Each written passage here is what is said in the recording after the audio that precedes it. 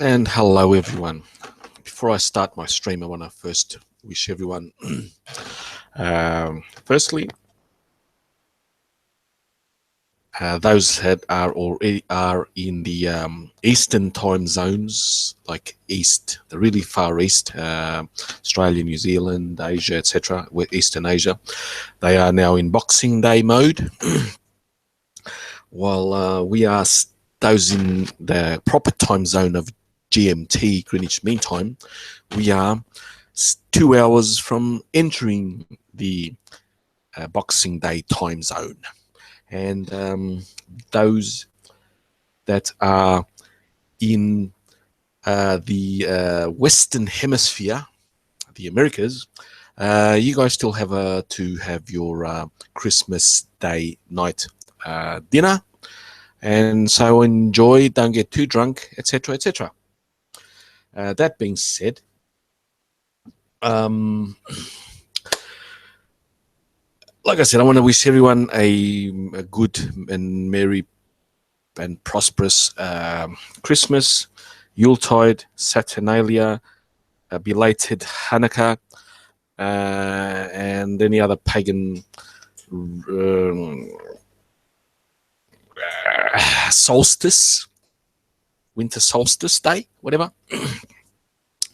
So yeah. Now today I'm going to talk about and also I can't say certain words in my stream because the bots of YouTube will demonetize me automatically. Now, if you guys want to see the synonyms that I'll be using and what they mean, they are in the description.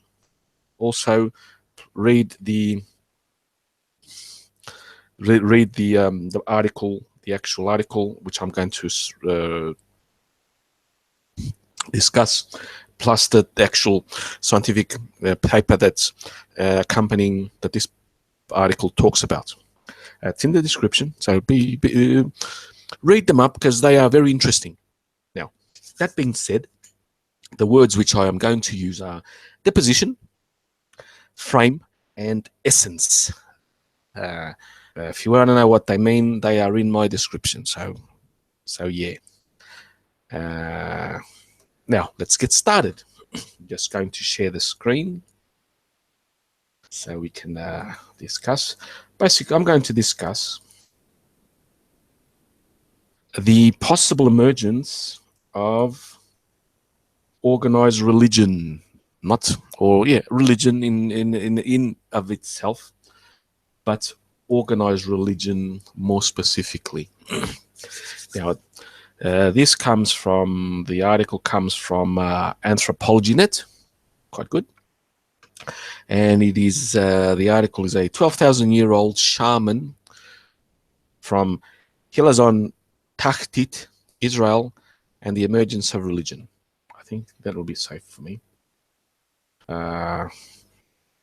Before I go on, I'm just going to say hello everyone in the chat. Let's see if this works. Yes, it does. I'm feeling festive today, so enjoy, guys. I have to be really, really careful with my words, the body type thing, the bot. So let's get on with it.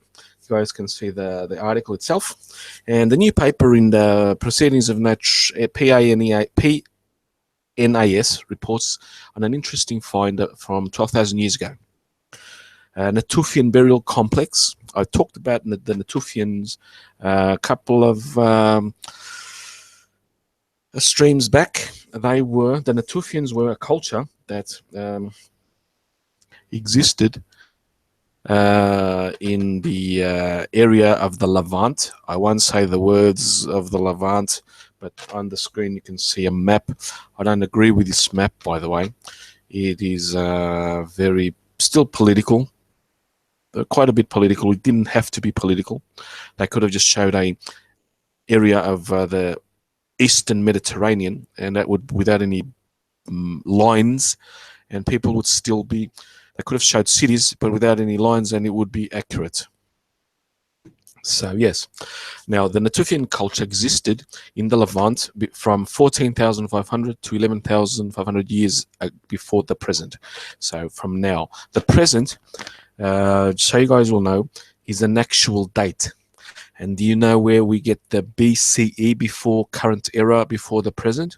It is 1955, and it is that date, 1955, is very significant because it was the year physicists and chemists developed radiometric dating, more specifically carbon dating, in 1955. So here's a little bit of fact for you guys.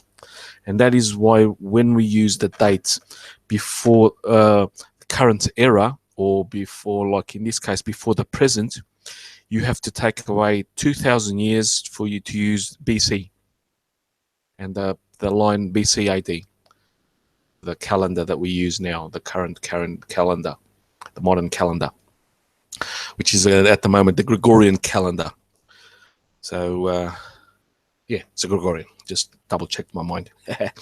So yeah, they were hunter gatherers at the time, at first, and had a microlithic industry. Yes, they were hunter gatherers, and the microlithic industry means that they produce really small flakes, which they would haft onto handles, etc., etc., and they would produce very, very efficient utensils, stone utensils.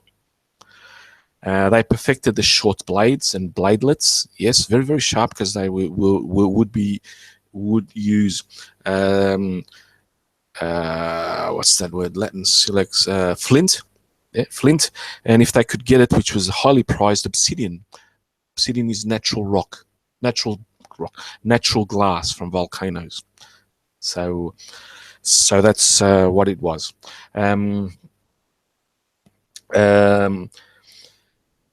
So two different human depositions at Ain Malaha and Hayonim sites, including dogs, suggesting they domesticated dogs around 12,000 years ago. That would now take away 2,000 years. The date would be between 12,500 and 9,500, and they show that dogs were domesticated 10,000 years ago.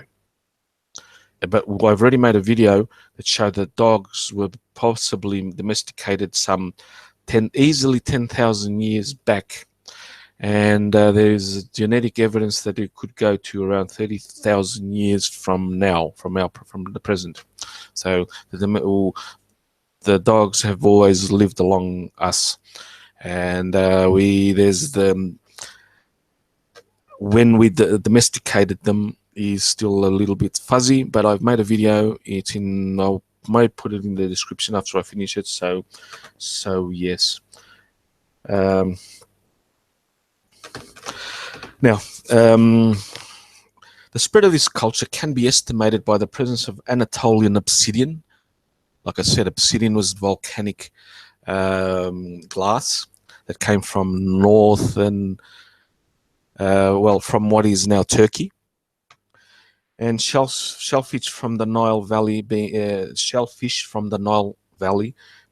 being found at Ain Malala. So they traded, and I've asked archaeologists. I can't remember his name. I'm crap at names.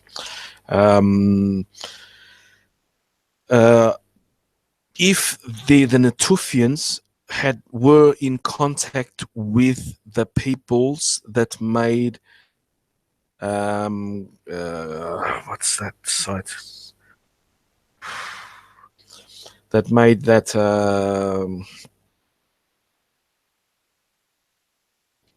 that temple that's been on the news. If someone writes it in the description, I might get to remember it. It's the oldest temple found on Earth, in Turkey, northern Turkey. I can't remember it now. No, it's not Çatalhöyük. It's a mount temple. That's Oh man, never mind. If they were in contact with the northern peoples of say Anatolia, because this area is belongs to the Fertile Crescent, which was where later on agriculture and domestication occurred. So Göbekli Tepe, thank you, Gunny. That's the one I was thinking about. And hello to everyone else that just joined. Hello, Mycroft, Ruler of Stars, and my other. Yes, mate. I depend on you like you are my Wikipedia man sometimes. So thank you, my friend. Thank you. So let's get on with it. So we know that there's trade between. There is trade between the areas of northern. Turkey, basically, and right down into Egypt from this area. So I asked that archaeologist if there was any contact between the peoples that built Çatalhöyük, Göbekli Tepe, and they are still looking for evidence. And I asked that question first. I'm going to assume I was the first one, so yeah, I can have that ego trip. So yeah.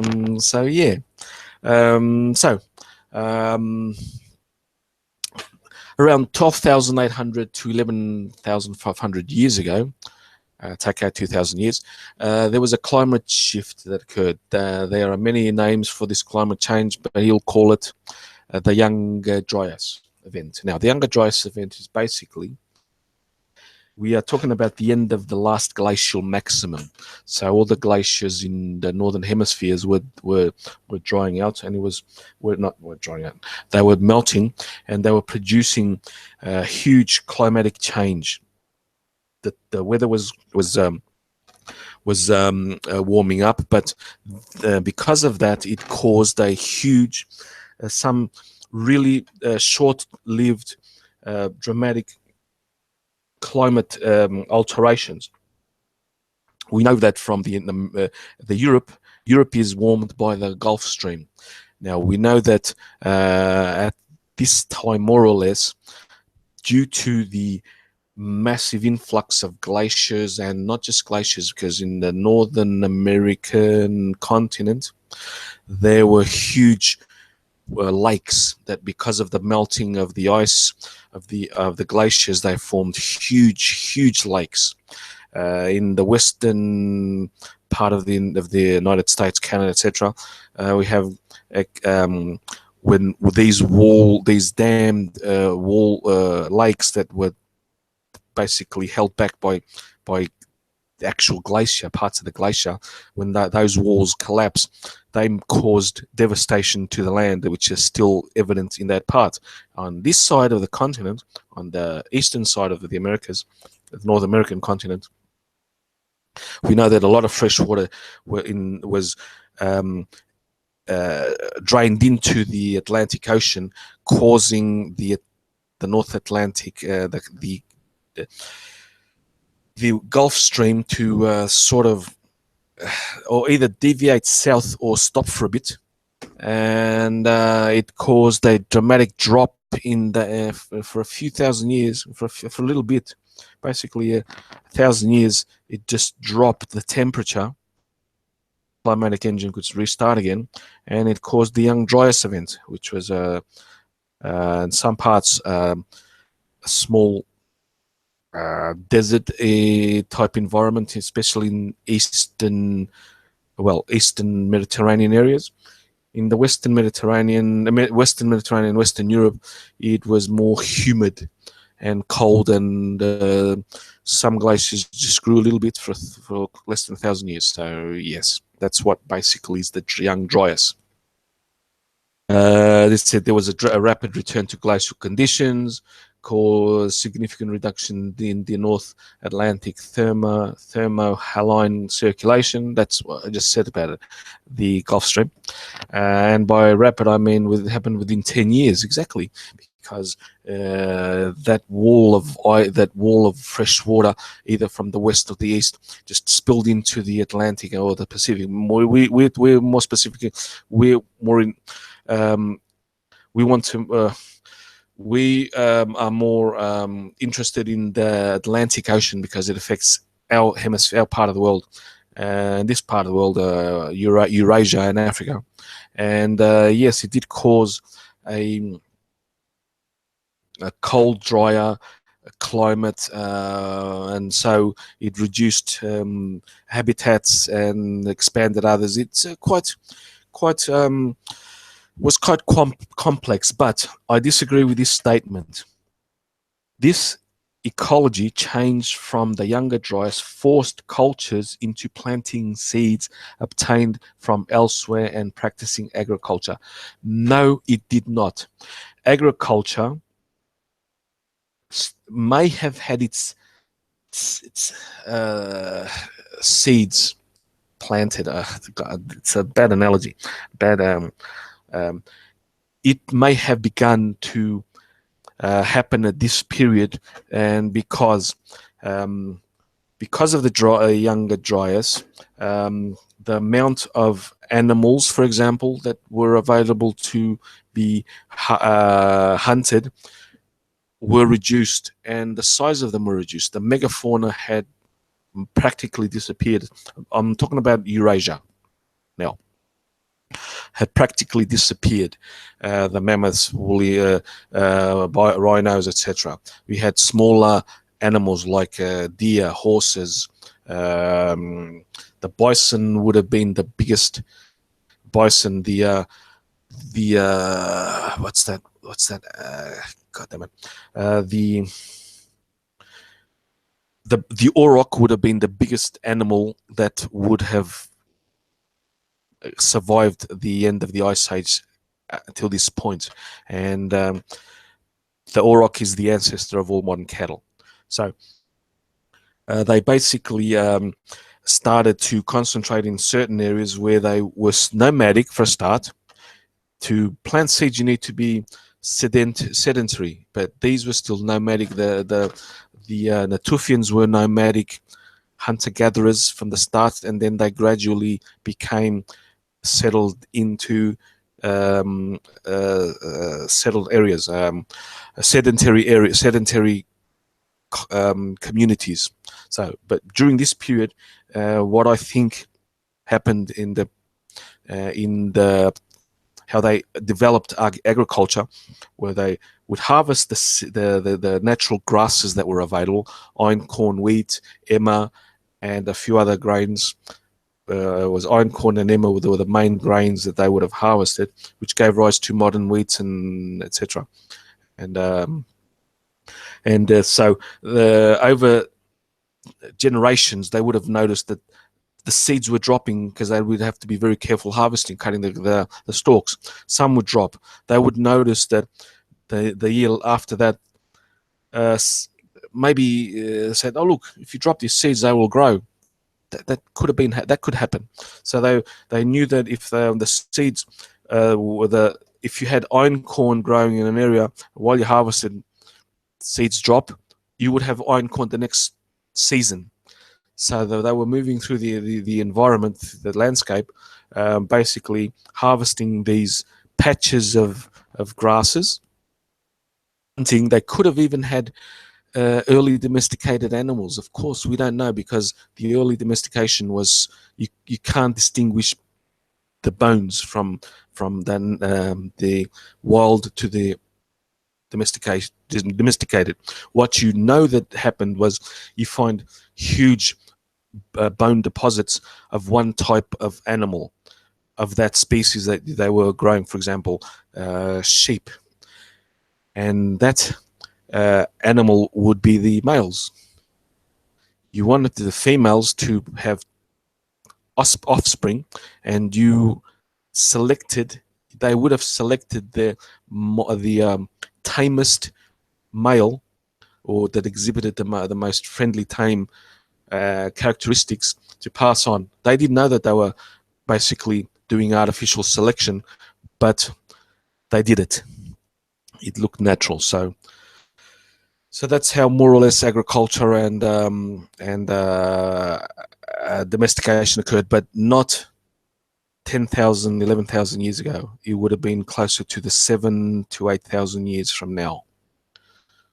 So yes. So now going back to the paper, the archaeologists have recently excavated the Hilazon Tachtit, I think that's how you say it, cave site. Hilazon Tachtit is located about 15 kilometers west of the Sea of Galilee in Israel. I hope this doesn't demonetize it. Israel as a country.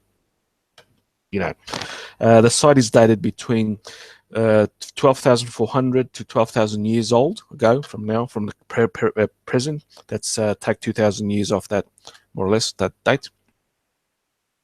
Right at the ecological and cultural transition period, the beginning of the cultural transition period, I have to add. Not the actual cultural transition period. And I mean from hunter-gathering to agriculture, domestication. The site was primarily a deposition ground of at least 28 Natufian individuals. Most of the people there are deposited in one collective pit, but one deposition was special. The remains of a 45-year-old woman was separate and accompanied by a lot of animal remains. I was just looking if I had a synonym for that, but I think it'll pass. She had bone spurs on her pelvis and spine, indicating she suffered physical ailments, arthritis, whatever. And you can see the actual thing about this picture. So yes. Accompanying her deposition are the remains of tail bones from a cow, the wing bone of a golden eagle. Oh crap! Sorry about that, guys. Didn't know why that happened. Clicked on that. Golden eagle, the forearm of a boar, 50 tortoise carapace pieces, 2 and a large foot of another person. So the tail bones of from a cow. At this time, it would have been a Norok female species of this female. So that would begin to say that they were already trying to domesticate the animal. The wing bone of the golden eagle, that is a purely wild animal. The forearm of a boar, another possible indication that they were trying to domesticate the boar, but it could also be hunted because we still have boars in the modern times. 50 tortoise carapace pieces, 2 marten skulls, these are all wild, and the large foot of another person. I don't know. He's intricately buried in a certain position with the stones arranged. Oh, there goes my monetization. I said the B word. Damn it. Never mind. In a certain fashion, and unlike any other individual. So she was basically put deliberately there in a certain way. She was deposited that way, and to indicate some form of, I don't know, some symbolism, possibly. I don't know. The authors argue that she was a shaman. Now that word shaman comes from comes originally from the Tungusic speaking peoples from Siberia, which was the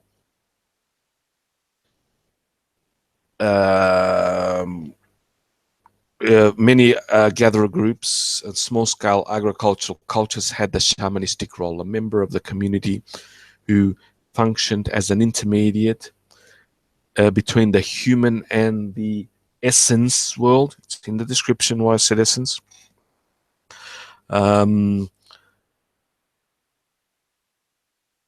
Because they may not pass, but I already said the B word, so you know. So they were healer type magician hybrids. Yeah. They elaborated depositions of the elaborate deposition of the physically disabled woman, accompanied with the goods that we see.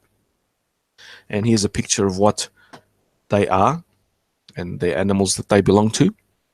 Some animals from the Shaman deposition in Hilazon, that's there. And they would fall in line with with our observations of other shaman burials found throughout the world. So yeah, they would have a common theme. That's why we sort of attribute what's that word? Attribute comparative analysis between the sites from far other places. They were comparing from other places, and they find similar patterns. So we will say yes, this could be what shaman burial deposition is. I gotta edit this possibly or not, bugger it. So the presence of the shaman is transitional period of human cultural evolution suggests that the seeds of organized religion were already planted. I would say that these were the seeds of planting the organized religion to be later on. It's complex. Organized religion entails a lot of, it has a lot of baggage, let's say. It is a form of power. I've mentioned, I think I have mentioned it before, but I'll tell you what the forms of power are, and they are Marxist in terminology, because nearly all of the archaeologists are some way or other Marxist. I know of the Marxist theories, etc., in regards to archaeology, but I'm not a Marxist. But whatever. The Percy Cohen, South African sociologist, if I'm not mistaken, he developed a theory that, or a hypothesis that there are at least 5 forms of power. First one is power, individual power, like person to person. If you can convince another person to do something, you have power over that person. That is the first level. The second level would be the family or tribal power. A tribe can be an extended family, and you have some form of tradition that empowers that level over all its members. That would be the second level of power. The third level of power would be a tribal group controlling its neighbors through some form of cohesion, trade, whatever, even relatedness. And in the second and third, you would always have some person that is the representation, or the emphasis that emphasizes, or that actually enforces that power of the group, for example.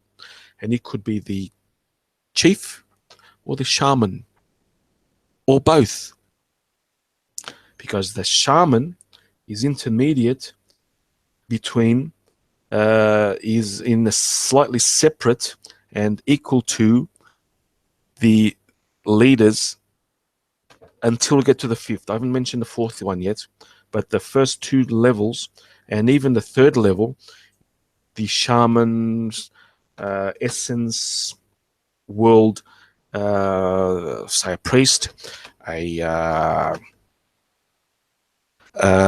would be an example. A bishop, whatever, it doesn't matter. The religious leader would have power equal to the actual leader of the tribe, or the tribal that controls a small group of other tribes. Now, number 3, the one tribe controlling a few others, brings on to the number 4, fourth one, which is the state. You expand the one group of people, for example, a tribe, a leader who can get the military power, the economic power, and even the shamanistic power, religious power behind him, to control an extended area greater than the level 2, for example. Now 3. He could control many of these small level 3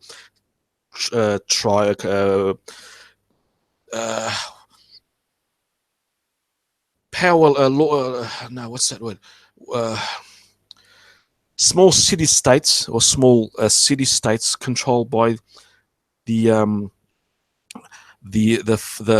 central strongest state. That is the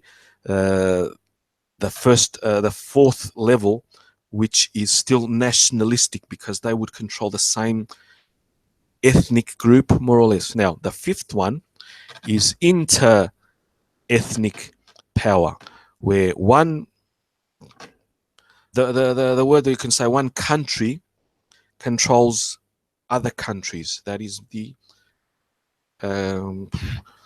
imperial level, and the imperial level could or couldn't, or could or not have a spiritual leader. I said there, never mind. Spiritual leader with the same power, because that imperial power could control many different religious groups. So that's basically what the 5 levels of power you could have. And in here, this period would still be coming under the second one. You have a tribe, which had a person who was the organizer of the spiritual aspects of the culture, of the society, of the group, of their own culture, etc. I'm repeating culture too much, so I apologize, guys. But that's how it works. Yes, this would have been planting the seeds to get to level 2, 3, and 4, which came much later. That is a totally different organizational pattern and organizational hierarchy.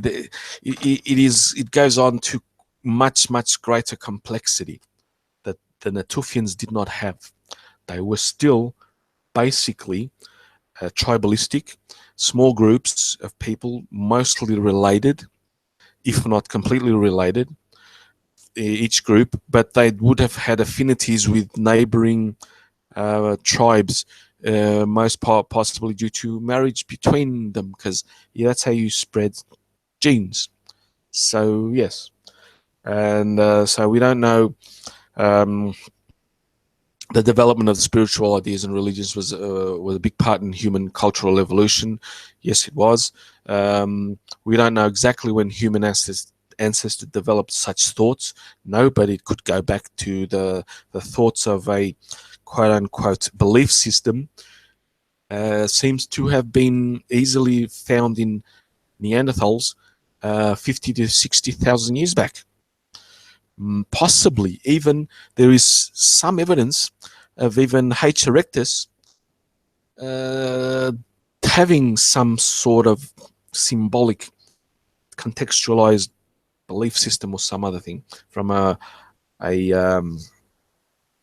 stone, if I'm not mistaken, that was engraved, that belongs to H. erectus.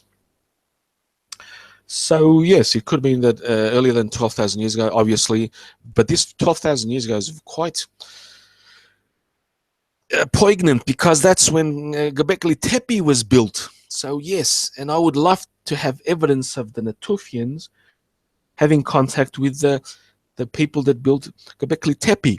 It would be awesome, and I spam the archaeologist Jen Norov, that's his name. Jens Norov was a little close to it. I might have butchered his surname. I apologize to him if he hears me. I've asked him if there's any connection, and he says there's no, but we have to look into it. And if they do find one, I was the first. I will save all my logs and say, look, I said it first. I want name recognition. I don't want anything else. Just say Carlos said it first. So yes, and we finished this this nice stream. Now, I want to have people on because this is a Christmas stream. I finished the article, and who wants to come on? I know what. If anyone wants to come on, you are all welcome. I've just posted the Hangout link, so come on in, guys. I'll be waiting.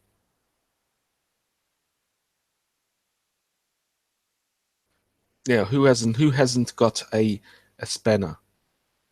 Ooh, he hasn't got one. Ah, but I'm giving my Christmas presents. Feeling very, very generous, you know. Oh crap! I have to put my headphones on, or else this will be echoing. And 1 sec, Minecraft, please wait. Don't speak. Hi, mate. Oh, good. Now, you see, I've changed my name because Caroline is really, really sick. No worries, man. No worries. So I'm not very festive.